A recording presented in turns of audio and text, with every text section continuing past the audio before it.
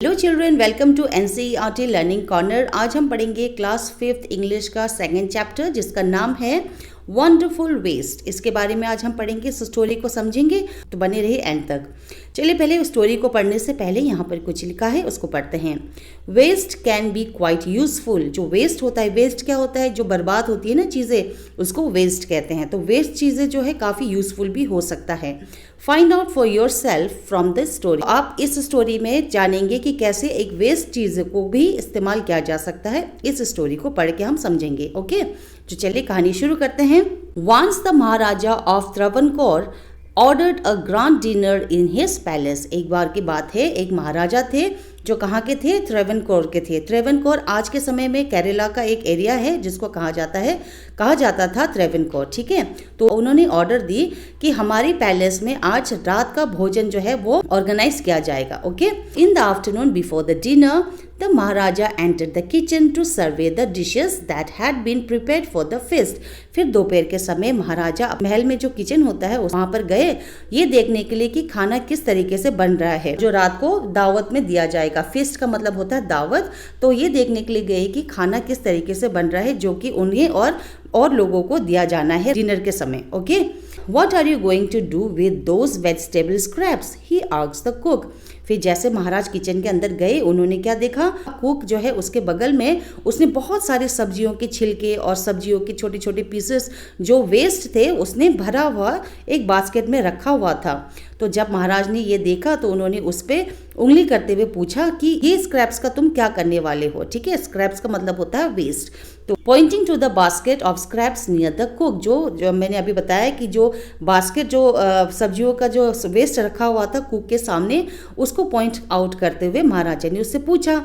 The cook replied, cook ने जवाब दिया, they are waste, we will throw them away. Cook कहता है कि महाराज इसका अब कोई काम नहीं है, इसका हम इस्तेमाल नहीं कर सकते, तो इसीलिए ये जो है हम इस वेस्ट को हम फेंक देंगे। ठीक है, you can not waste all this bits and pieces of vegetables. फिर महाराज कहते हैं कि अच्छा, तुम ऐसे कैसे इन सारी चीज़ों को फेंक सकते हो? तुम नहीं फेंक सकते इसको। Find out a way to use them. तो महाराज कहते हैं कि कोई तरकीब निकालो जिससे कि ये सारे वेस्ट जो है दोबारा इस्तेमाल किया जा सके। The Maharaja commanded sternly and walked away. Maharaja ने ये बहुत तेज आवाज से उसे कहा और गुस्से से वो वहां से चले गए। The cook was in a fix and kept staring at the vegetable scraps for some time। जब महाराज ने ये कहा तो कुक जो था वो सोचने लगा। इन अ फिक्स मतलब होता है कंफ्यूज होना कि भाई अब मैं इस वेस्ट का करूँ तो क्या करूँ, खाना तो सब बन चुका है, अब मैं इस चीज़ का क्या करूँगा। वो काफ़ी देर तक उस बास्केट को घूरता रहा और फिर सोचने लगा। Suddenly an idea flashed across his mind, और अचानक से उसके दिमाग में एक आइडिया आया। फ्लैश अक्रॉस का मतलब होता है एक फटाफट से एक आइडिया आ जाना। ठीक है, तो उसके दिमाग में एक फट से एक आइडिया आया। He took all the vegetables bits, washed them and cleaned them well। फिर उसने क्या किया? उसने उस बास्केट को उठाया जिसमें स्क्रैप्स पड़े थे, वेस्ट पड़े थे, उसको उठाया और उसको अच्छे से उसने धोया। Then he cut them into long strips। फिर उसने सारे जो छिलके थे या सब्जी के जो टुकड़े थे जो उसको फेंकना था उसको उसने लंबे लंबे साइजेस में उसने काटे। Okay, He put them in a huge pot and placed it on the fire to cook। फिर उसने उसको एक ह्यूज पॉट में डाला। ह्यूज पॉट यानी बहुत बड़ा पतीला होता है ना जिसमें खाना बनते हैं, तो उसमें उसको डाला और उसने उसको फायर के ऊपर रख दिया। Then he ground some fresh coconuts, green chilies and garlic together। फिर उसने कुछ चीज़ें जैसे कि कोकोनट होता है ना, फ्रेश कोकोनट, उसको ग्राउंड किया, ग्राउंड यानी पीसा। ओके, फिर उसने ग्रीन चिलीज और गार्लिक, इन सभी चीज़ों को, गार्लिक का मतलब क्या होता है? लहसुन, और हरी मिर्च को, इन तीनों चीज़ों को उसने पीसा। He added this paste and some salt to the cooking vegetables. फिर इन सारी चीज़ों को उसने मिक्स किया, पीसा, और साथ ही साथ उसने उस सब्जियों में कुछ थोड़े से नमक भी डाल दिए। Okay, A tempting smell started coming from the pot। तो जैसे ही उसने ये सारी चीज़ें डाली और जब वो उबलने लगा तो एक बहुत ही टेम्पटिंग का मतलब क्या होता है? बहुत टेम्पटिंग यानी जिसको देख के हमें भूख लगे ना, ऐसी स्मेल, खुशबू जिसको कह सकते हैं, वो निकलना शुरू हुआ उस पॉट से। Then he whipped some curd and added it to the curry. फिर उसने थोड़ी सी दही ली, उसको खूब सारा विप्ड किया, विप्ड यानी उसको हिलाया और फिर उस करी में जाके उसने डाल दिया, जो सब्जी बनी थी उसमें डाल दिया। He also poured a few spoonful of coconut oil and decorated the dish with curry leaves।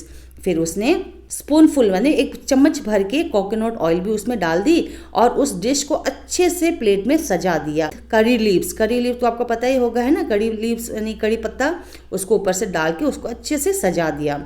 Low and behold the new dish was ready. फिर क्या था, फिर नई जो डिश थी वो तैयार हो गई। The cook served this new dish to the guest that evening. और जितने भी मेहमान उस महल में आए थे भोजन करने के लिए, उन सभी को उसने वो डिश सर्व की। Everyone was eager to know the name of the new dish. और सभी लोग जो भी ये भोजन खा रहे थे, ये सब्जी खा रहे थे, उन सभी को ये जानने में बहुत उत्सुकता थी कि इस डिश का भाई नाम क्या है। ठीक है, the cook thought and thought. फिर जो कुक था उसने तो कोई नाम ही नहीं सोचा था इसके बारे में। फिर उसने खूब सोचा। Then a name came to his mind. फिर बहुत सोचने के बाद उसके दिमाग में उस डिश के लिए एक नाम सूझी और उसने उस डिश का नाम क्या रखा, अवेल रखा उस डिश का नाम।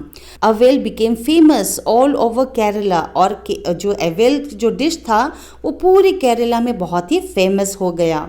आप देख सकते हैं इस पिक्चर में, यहाँ पर ये रखा है डिश, देखने में काफ़ी टेस्टी लग रहा है। And is now one of the dishes in the traditional Kerala fest. और आज के समय में केरला में ये डिश जो है काफ़ी बनाते हैं लोग और ये डिश काफ़ी फेमस है।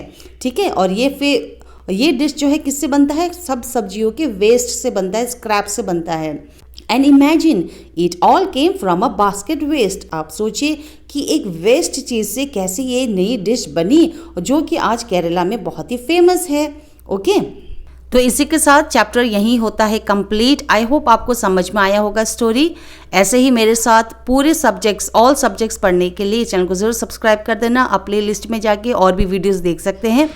Thank you so much for watching. Happy learning.